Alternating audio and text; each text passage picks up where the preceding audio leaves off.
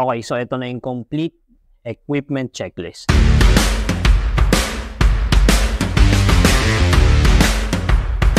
Simulan natin dun sa pinaka-favorite ko sa lahat, yung drone. Sa ngayon, meron akong DJI Mini 3 and ito yung mga pinaka-entry level na drone. Kung i-check niyo yung mga recent videos ko, almost simula nung nagkaroon ako ng drone, lahat na ng vlogs meron na laging kasamang drone shot. Special thanks to my tita na nagregalo sa akin ng drone. Para sa akin, yung year 2023, yung pinaka-year namin na ang dami naming gala and adventure. And siguro kung na-acquire ko tong drone na to ng mas maaga-aga, for sure gamit na gamit to. For the specs, ginagamit ko lang siya up to 1080p, 30 frames to 60 frames per second para lang i-match din sa camera na gamit ko na 700D na kaya up to 1080p lang. Next naman is yung camera na gamit ko ngayon which is Canon 700D. Sa panahon ngayon kapag naghanap ka ng entry-level camera for vlogging, hindi mo na makikita yung 700D kasi sobrang outdated na siya. Kapag naghanap ka online, ang dami na nilang i-recommend na entry-level na vlogging camera. Pero yun nga lang, medyo mas angat yung presyo nun tsaka makabago na. Going back dito sa 700D, ginagamit ko siya sa lahat like vlogging, pag-shoot ng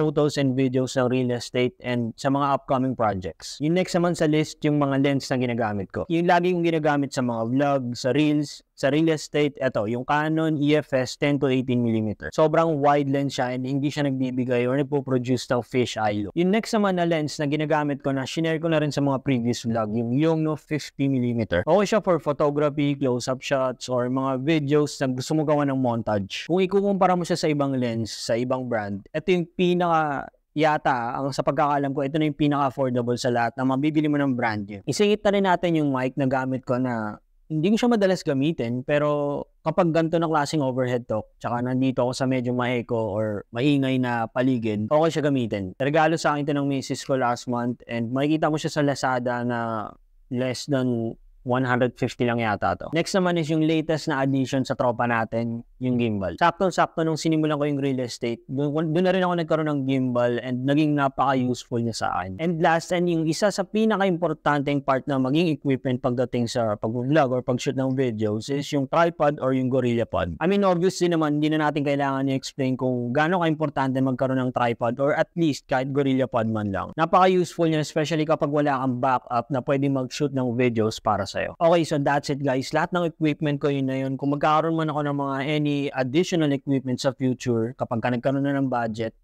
i-share ko na lang siya at least pa isa-isa na, hindi na yung gantong klaseng bultuan. Ang next talaga na aim ko na ngayon na madagdag dito sa equipment ko is yung DJI Avata or yung Canon R10. Please, na-share ko na rin finally kung ano yung mga equipment talaga na ginagamit ko. Thank you all for watching and see you again next time. Peace!